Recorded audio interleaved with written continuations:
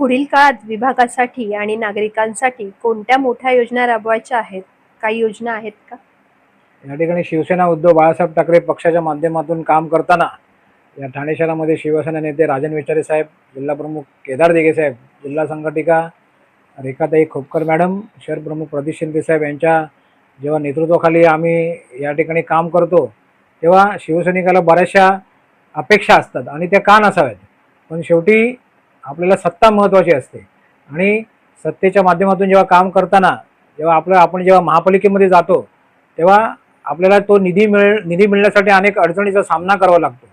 शेवटी प्रत्येक काम हे फक्त काय विरोधी पक्षामध्ये राहून करता येत नाही.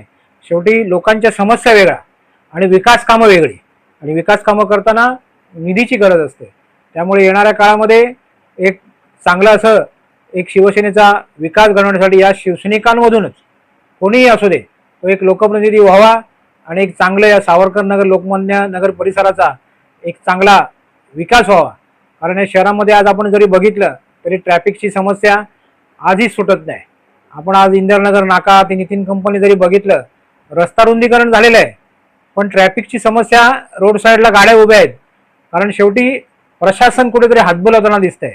नक्कीच प्रशासनावर एक संशय व्यक्त येतो की ते लोक लक्ष का घालत नाही, फक्त आपण तक्रार केली त्याच्यानंतरच फॉलोअप येणार आणि नंतर येणार नाही, अशी परिस्थिती दिसते.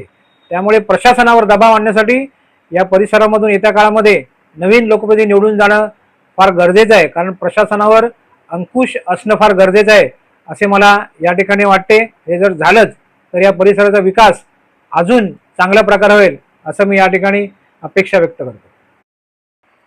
या परिसरात आपण समाजसेवेची मूठ कशी बांधली? खरं तर सामाजिक क्षेत्रामध्ये काम करताना टीमवर्क फार महत्त्वाचं आहे आणि या सावरकरनगरमध्ये काम करताना आमच्या महिला आघाडीच्या शहर संघटिका सौ प्रमिलाताई भांगे मॅडम यांचं मोलाचं असं सहकार्य लावलं.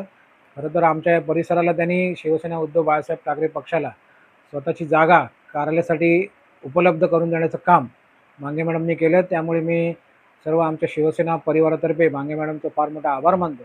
कारण बसण्याचं एक ठिकाण असते. बाळासाहेबांनी आम्हाला एक त्यावेळेलाच सांगितलं होतं की शिवसेना शाखा या जर असल्या तर त्या ठिकाणचा शिवसैनिक महिला आघाडी जागरूक राहील आणि रहिवाशांना तिकडे येण्याचं एक ठिकाण होईल आणि ते देण्याचं काम आम्हाला भांगे मॅडमने केल्यामुळे या ठिकाणी समस्त शिवसैनिक या परिसरामध्ये शिवसेनेच्या पडत्या काळामध्ये सर्व शिवसैनिक उभे राहिले.